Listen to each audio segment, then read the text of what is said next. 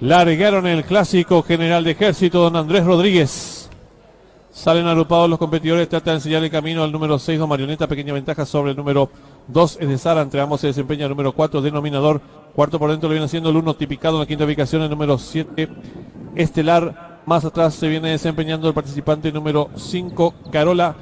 luego el 3, Meteoro, cierra marcha el 8, Moisés.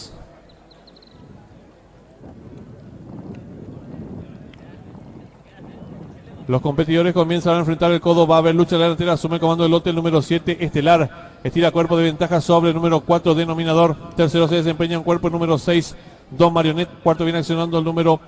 2, es de Sara, en la quinta ubicación se desempeña el participante número 8, Moisés, más abierto el número 5, Carola, séptimo viene accionando el 1, tipicado, cierra la marcha el número 3, Meteoro, y los competidores del clásico general de ejército, don Andrés Rodríguez, se aprestan a hacer el ingreso a la recta final. El número 7, Estelar, pequeña ventaja sobre el número 4, denominador, en la tercera ubicación por fuera se desempeña el participante número 6, Don Marioneta, descuenta a los últimos 300 metros finales el número 7, Estelar, corre con pequeña ventaja sobre el número 4, denominador, que mejora por dentro, en la tercera ubicación por fuera se desempeña el participante número 6, Don Marioneta, descuenta ya los últimos 250 metros finales, asume comando el lote ahora el número 4, denominador, pequeña ventaja sobre el número 7, Estelar, que insiste por fuera, tercero se desempeña el número 6, Don Marioneta, descuenta los últimos 50 metros finales el número 4, denominador, logra estirar cuerpo de ventaja sobre el número 7, Estelar, tercero el 2, y cruzaron el disco.